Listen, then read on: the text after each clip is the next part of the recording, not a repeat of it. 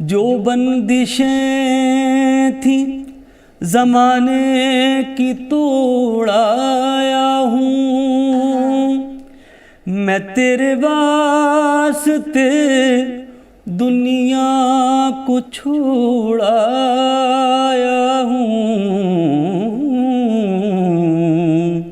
आया तेरे दर पर दीवाना, आया तेरे दर पर दीवाना, तेरा दीवाना तेरा दीवाना तेरा दीवाना, आया तेरे दर पर दीवाना।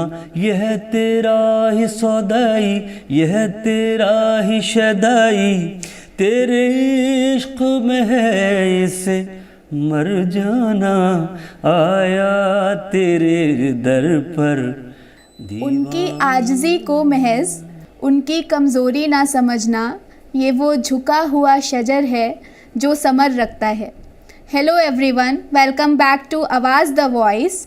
और ये शेर से मैंने शुरुआत इसलिए की है क्योंकि आज एक बहुत ही अजीम शख्सियत हमारे साथ मौजूद हैं, जो कि बहुत हम्बल भी हैं, लेकिन साथ में बहुत ज़्यादा कुछ है उनके पास हमसे शेयर करने के लिए, हमारी आवाम से शेयर करने के लिए। तो ज़्यादा वक्त ज़ाया ना करते हुए हम वेलकम करते हैं मोहम्मद वकील जी का। आवाज़ द वॉइस के तमाम जो दर्शक हैं, जो सुनने वाले लोग हैं, उनको मेरा बहुत बहुत आदाब। एक 4 मिसरे पढ़ना चाहूँगा कि सबका खुलूस सबकी इनायत मिली मुझे, सबका खुलूस सबकी इनायत मिली मुझे, मैं खुश नसीब हूँ मोहब्बत मिली मुझे। वो और होंगे जिनको वतन छोड़ना पड़ा, अपने वतन में रह के ही इज़्ज़त मिली मुझे। बहुत उम्दा सर, और बहुत बहुत शुक्रिया, इतने तंगे वक्त में भी आपने आवाज़ द वॉइस के लिए वक्त निकाला। मैं बहुत शुक्रगुजार हूँ आवाज़ द वॉइस का, जिन्होंने मुझे इस खूबसूरत प्रोग्राम में याद किया। Thank you sir. सर शुरू करते हैं। सबसे पहले आपका सफ़र जानने की कोशिश करेंगे, क्योंकि अल्फाज जो होते हैं वो बहुत ही एक खूबसूरत तरीक़ा होता है अपने एक्सप्रेस करने का जज्बात को, लेकिन जब उसमें सुर लग जाता है तो वो और ज़्यादा इन्हेंस हो जाता है। क्योंकि आप एक गज़ल एक बार पढ़ लेंगे, 2 बार पढ़ लेंगे, लेकिन जब वही गज़ल तरन्नुम में पढ़ी जाती है तो आप 10 बार उसको सुन सकते हैं। तो सर हम सब जानना चाहते हैं कि आपका ये सफ़र कैसे शुरू हुआ। मैं बहुत खुशनसीब हूँ कि मेरी पैदाइश एक ऐसी जगह हुई, कैसे संगीत परिवार में हुई, मौसीकी के ऐसे घराने में जहाँ सुरों की इबादत होती चली आ रही है। ये 7वीं पीढ़ी है जिसमें मैं गा रहा हूँ। मेरे दादा मरहूम उस्ताद मोहम्मद इस्माइल, मेरे नाना मरहूम उस्ताद अफजल हुसैन जयपुर वाले, इतने बड़े बड़े फ़नकार थे जिनका नाम आज भी बड़े अदब से लिया जाता है। और मुझे मौसीकी की तालीम मेरे मामा भी हैं, मेरे उस्ताद भी हैं, पद्मश्री उस्ताद अहमद हुसैन, उस्ताद मोहम्मद हुसैन साहब। तो माहौल क्योंकि म्यूज़िक का था, जब से होश संभाला मैंने तो देखा सिर्फ संगीत ही कानों में पड़ा, तो माहौल का आपके ऊपर असर पड़ता है।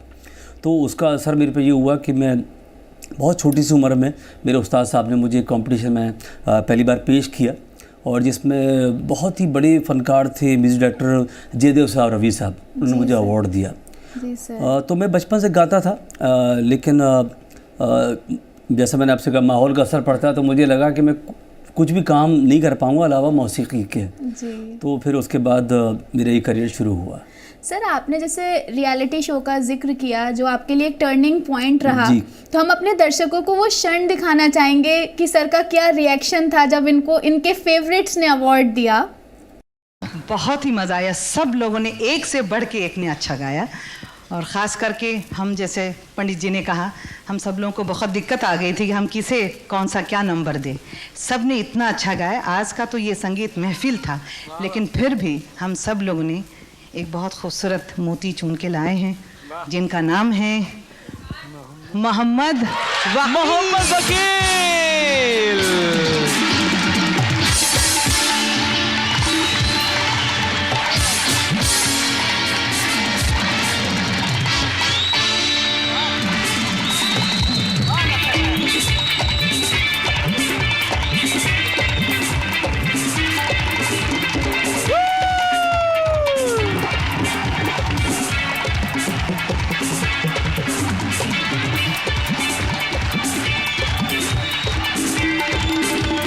मेरे ख्याल में मोहम्मद वकील साहब और बेला जी ने आज की शाम और पिछले 4 एपिसोड में जो गाया उसके हिसाब से इन्हें चुन लिया गया है।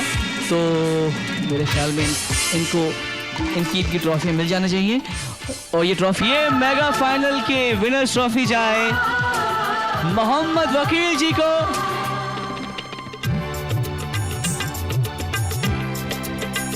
दोस्तों ये है हमारे निर्णायक गण जिन्होंने इतनी इज्जत। तो जैसे कि आप लोग देख सकते हैं कि बहुत इमोशनल हो गए थे सर आप, तो वो कैसा महसूस हुआ था कि आप जिन लोगों को एडमायर करते हैं उन्हीं से आपको जब एक्नॉलेजमेंट रिसीव होता है? देखिए, बचपन से जिन जिन लोगों को देख के सुन के मैं बड़ा हुआ, जैसे जगजीत सिंह साहब, कल्याण जी आनंद जी साहब, अनिल विश्वास साहब, नौशाद साहब, पंडित जसराज जी, पंडित हरिप्रसाद प्रसाद चौरसिया साहब, इतने बड़े बड़े लोगों का नाम सुना बचपन से और बड़ी ख्वाहिश थी कि उनसे मिलें। और ख्वाहिश भी अल्लाह ने ऐसी पूरी की कि उनके सामने गाने का मौका मिल गया। तो जब इतने लेजेंडरी लोग सामने थे और उन्होंने सुना, बहुत प्यार दिया, और जब उनके हाथों अवार्ड का अनाउंस हुआ कि मेगा फाइनल विनर मोहम्मद वकील, तो थोड़ी देर के लिए लगा नहीं ऐसा। इसलिए जज्बाती हुआ, अभी देखा कि आप बहुत जज्बाती हो गया मैं सोच के कि मुझे यकीन नहीं हो रहा कि उन लोगों ने मुझे अवार्ड दिया है, वो भी इतनी बड़ी ट्रॉफी। तो वो जिगर का शेर मुझे हमेशा याद आता है कि मेरा कमाल फ़न तो बस इतना है जिगर, मेरा कमाल फ़न तो बस इतना है जिगर, वो मुझ पे छा गया, मैं ज़माने पे छा गया। तो उसका करम था सर। और आपकी आवाज़ वाकई ज़माने पर छा गई है, नॉट ओनली इन इंडिया, लेकिन आपको अक्रॉस द वर्ल्ड बहुत प्यार मिल रहा है।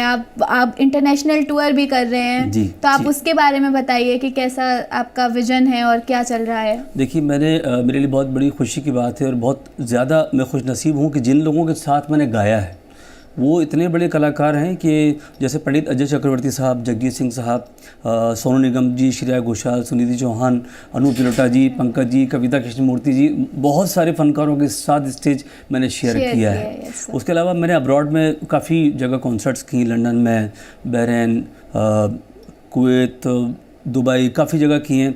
अभी लास्ट ईयर मेरे लिए बहुत बड़ी बात थी कि रियाद सीज़न में मुझे परफॉर्म करने का मौका मिला, इंडिया को रिप्रेजेंट किया। और अभी मैं आपके इंटरव्यू के मैं आया हूँ, उसके बाद मुझे एक और बड़ी अपॉर्चुनिटी मिली है कि मैं मस्कत जा रहा हूँ, जहाँ मुझे प्राइड ऑफ इंडिया अवार्ड मिल रहा है। Sir, you are really a pride for us, because जब आप जैसे सीनियर्स को हम देखते हैं, जो हम बडिंग आर्टिस्ट होते हैं, तो बहुत ही इंस्पायरिंग होता है और एक होप मिलता है कि अगर मेहनत करेंगे, सही राह पे चलेंगे तो अच्छा है। सफ़र तवील है लेकिन मुश्किल नहीं है। देखिए, मेहनत के बगैर कोई भी काम अधूरा है, कोई भी फील्ड हो। आपको आपकी कड़ी मेहनत, माँ बाप की दुआएं, उस्ताद का बताया हुआ सबक काम में आता है। तो रफ़ीक अहमद हाशमी साहब की 4 मिसरे मुझे इतने पसंद है, मैं उसको हमेशा याद रखता हूँ और हर इंटरव्यू में चाहता हूँ कि लोग उसको सुने और उससे सबक हासिल करें। देखिए, कभी भी आपने देखा होगा कि बरसात में आपके जो फुट प्रिंट्स होते हैं मिलते नहीं हैं। राइट। तो 4 मिसरों में सवाल है। कहते हैं कि बरसात में कदमों के निशान ढूंढ रहा है, आवारा फ़ज़ाओं में धुआं ढूंढ रहा है, किस्मत की लकीरें तेरी मेहनत में छुपी हैं, हाथों की लकीरों में कहाँ ढूंढ रहा है। मेहनत बहुत ज़रूरी है। मेहनत बहुत ज़रूरी है सर, आपने बिल्कुल सही फरमाया सर। जैसे आजकल यूथ जो है बहुत क्विक और शॉर्टकट सक्सेस चाहता है, मतलब आर्टिस्ट भी होता है तो वो आर्ट को नर्चर नहीं करेगा, रादर वो चाहेगा वायरल हो जाए। तो आप ऐसे क्या 5 टिप्स देना चाहेंगे यूथ को आज के, जो एक अच्छा आर्टिस्ट बन सकना चाहता हो? देखिए, पहली बात तो ये है कि आप अपने उस्ताद से ईमानदारी से सीखें। ऐसा नहीं कि 4 दिन सीख लिया और ख़ुद ही उस्ताद हो गए, ये गलत बात है। ख़ास तौर से ये म्यूज़िक का सब्जेक्ट ऐसा है जिसमें आखिरी सांस तक आपको सीखना होता है। तो पहली टिप्स तो ये है कि आप अपने उस्ताद से ईमानदारी से सीखें। दूसरी बात ये है कि आप अपने काम पे ध्यान दें, नाम पे ना दें, क्योंकि हमारे नाना जी कहते थे कि रियाज करो तो राज करो। अगर आपने गाना सीखा तो गाना नहीं सीखा तो ना।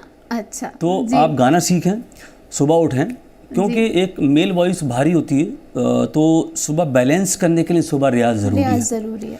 चौथी चीज़ ये है कि आप सबसे ज़्यादा इस पे ध्यान दें कि हमारे उस्ताद ने अगर हमसे कहा कि हाँ अच्छा है, तब समझिए कुछ कर पाएंगे।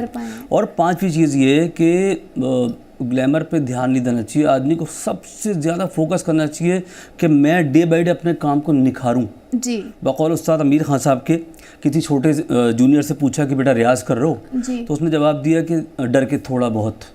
तो खान साहब ने कहा कि संगीत का ऐसा काम है जिसमें बहुत करो तो थोड़ा सा आता तो है। थोड़ा सा आता है। इसलिए टोटल जूस इस बात का है कि आप सिर्फ अपना रियाज करें। हाँ, आपको रियलिटी शोज़ में जाना चाहिए, वहाँ किस्मत आजमानी भी चाहिए, लेकिन साथ साथ रियाज कभी ना छोड़ें। जो आदमी रियाज करेगा वो लंबा चलेगा, जो रियाज नहीं करेगा वो थोड़े दिन चमक उसको मिलेगी, थोड़ी सी चकाचौंध में वो इधर, लेकिन फिर वो वापस पीछे आ जाएगा। इसलिए जो आदमी सीखेगा वो आगे जाएगा। सर आपने बहुत अच्छी बात कही कि क्योंकि आर्ट एक ऐसी चीज़ है जो हमसे कोई नहीं छीन सकता, लेकिन लोग कंफ्यूज हो जाते हैं कि अगर फेम है तभी हम अच्छे आर्टिस्ट हैं। बहुत से ऐसे आर्टिस्ट रहे हैं माजी में जिनको हम देख सकते हैं कि बहुत ज़्यादा फेमस नहीं हुए, लेकिन उनका काम इतना अच्छा था कि उनके जाने के बाद लोगों ने उसको सराहना मिली। देखिए ऐसा है, ये सब चीज़ें तो आई है ना आज की, मतलब आजकल तो देखिए कहाँ से कहाँ टेक्नोलॉजी पहुँच चुकी है।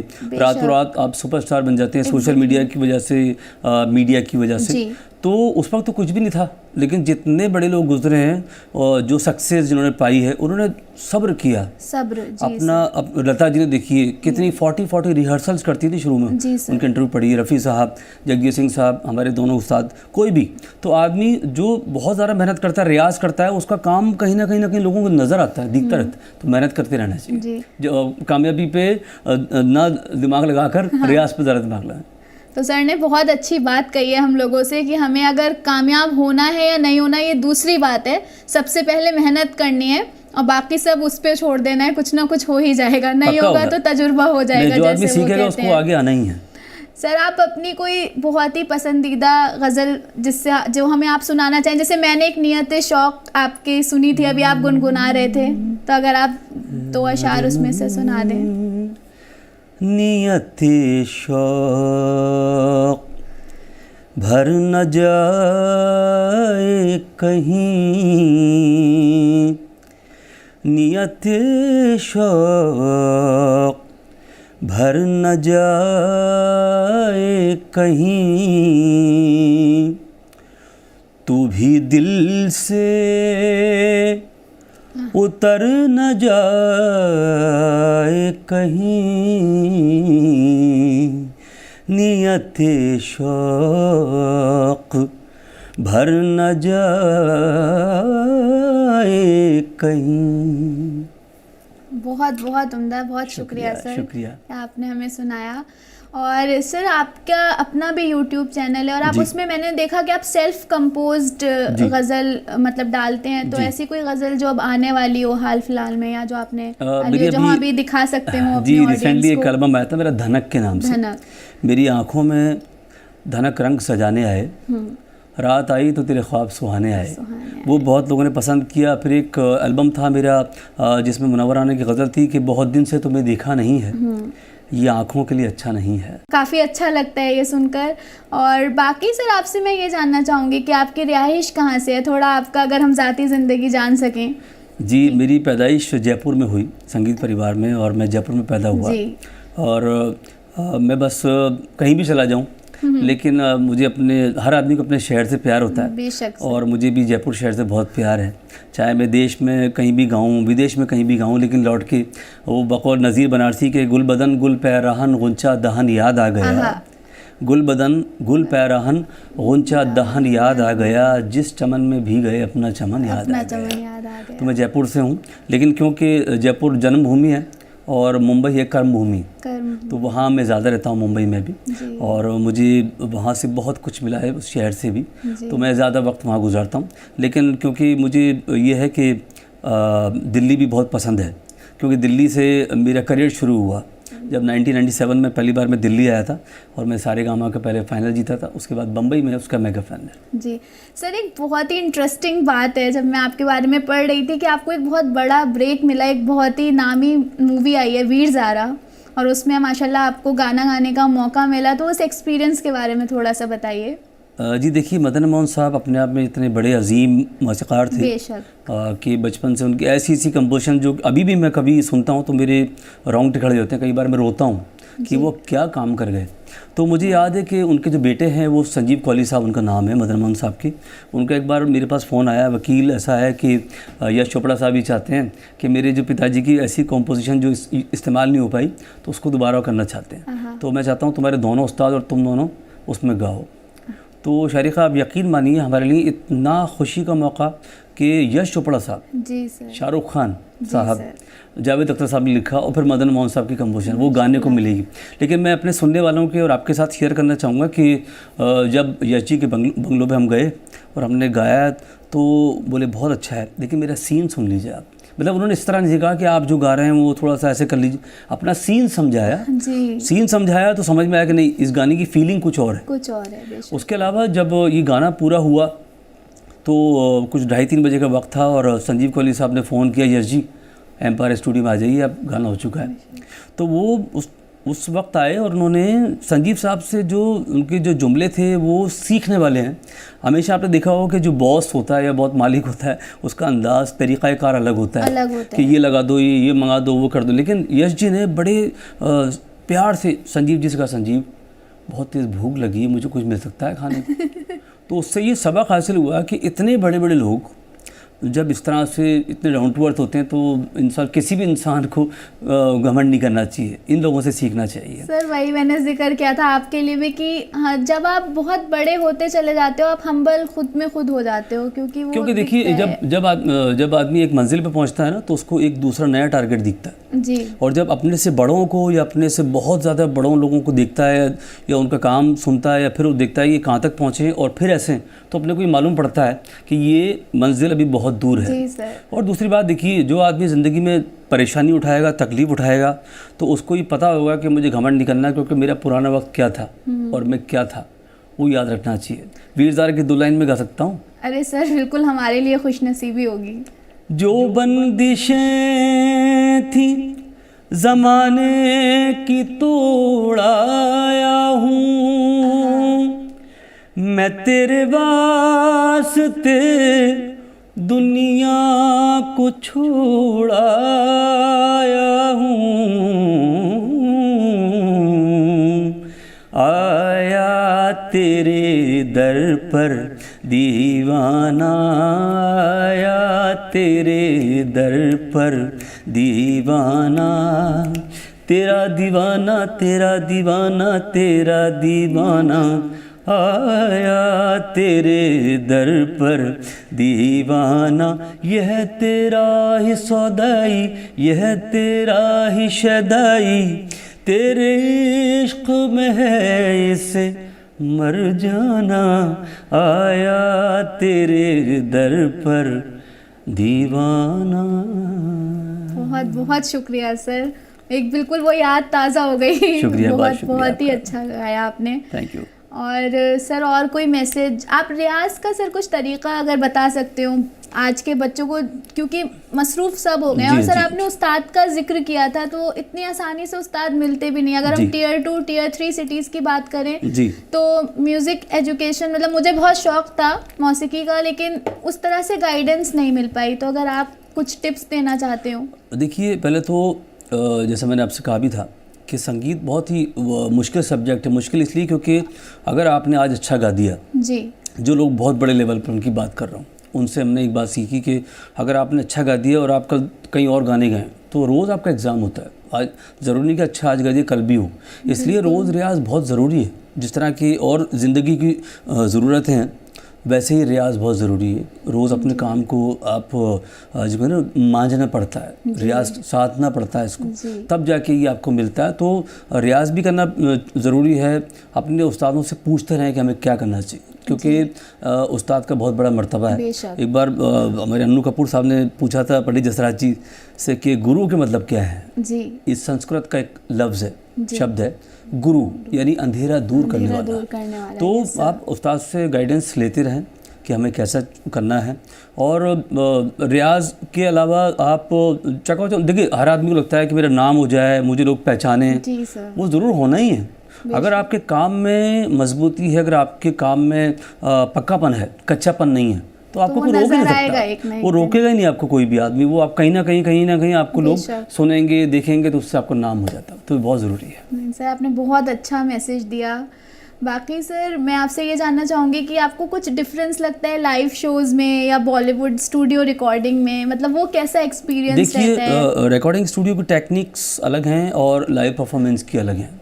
रिकॉर्डिंग स्टूडियो में आप जाते हैं तो आपको ये पूरी तरह से होता है कि आप एक ही लाइन को कितनी बार भी गा सकते हैं। जी सर। लाइव में जो हो गया है वो हो गया हो गया। इसलिए मेरी सलाह ये है जो नए लोग हैं कि आप सबसे पहले सीखें, सीखने के बाद जितना ज़्यादा हो सके लाइव परफॉर्म करें, स्टेज शेयर करें अपनी ऑडियंस के साथ, तो आपको डे बाय डे कुछ ना कुछ सीखने को मिलता है। और जो आदमी स्टेज का पक्का होता है वो लाइव कहीं भी गा सकता है। बिल्कुल। स्टूडियो भी अलग भी है, स्टूडियो में भी आपको देखना पड़ता है कि भाई कौन से लफ्ज़ को आपको बहुत करीब से गाना है माइक के, कौन से लफ्ज़ को आपको दूर से गाना है। सॉफ्ट लाउड का खेल होता है, टेक्निक्स होती हैं उसमें, जैसे पैप है, बैब है, ये जो लफ्ज़ होते हैं इनको किस तरह से अदा करना है, माइक पे पोजीशन होती हैं और कैसे आपको हर लफ्ज़ को उस तरह से गाना है, वो टेक्निक अलग है।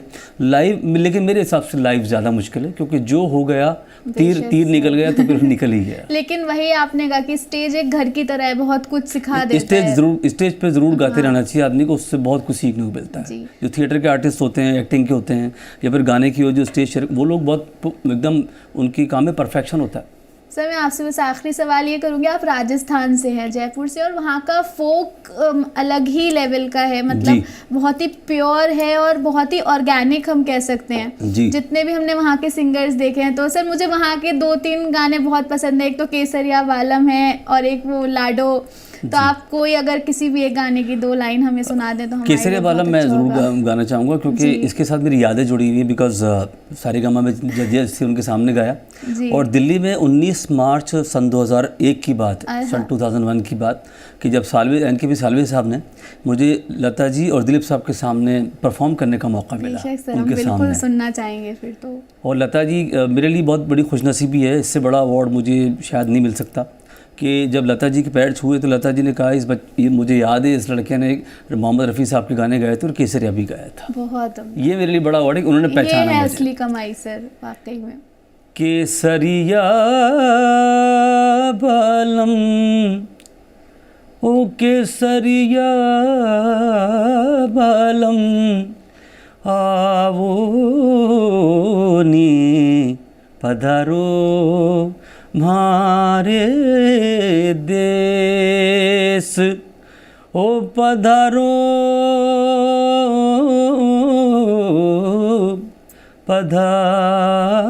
पधारो पधारो मारे देश रे केसरिया बालम आओ नी पधारो मारे देश। सर आपने गज़ल सुनाई, सूफीज़्म से भी आपने इंट्रोड्यूस कराया, आपने राजस्थानी फोक से भी इंट्रोड्यूस कराया। रियली मतलब मैं आपके ऐसे सामने तारीफ में नहीं कह रही, वाकई में मतलब बहुत ज़्यादा वर्सेटाइल हैं आप।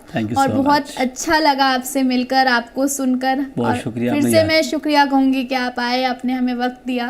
आवाज़ द वॉइस का भी बहुत शुक्रिया, आपका बहुत शुक्रिया कि आपने इस खूबसूरत प्रोग्राम में मुझे याद किया। Thank you so much. And sir all our wishes, Awaaz the voice की विशेज़ हैं आपके साथ कि आप प्राइड ऑफ इंडिया, आपको अवार्ड मिलेगा और आप उसके बेशक हकदार हैं। You deserve it more than anyone. And आपको बहुत ज़्यादा कामयाबी मिले आगे भी।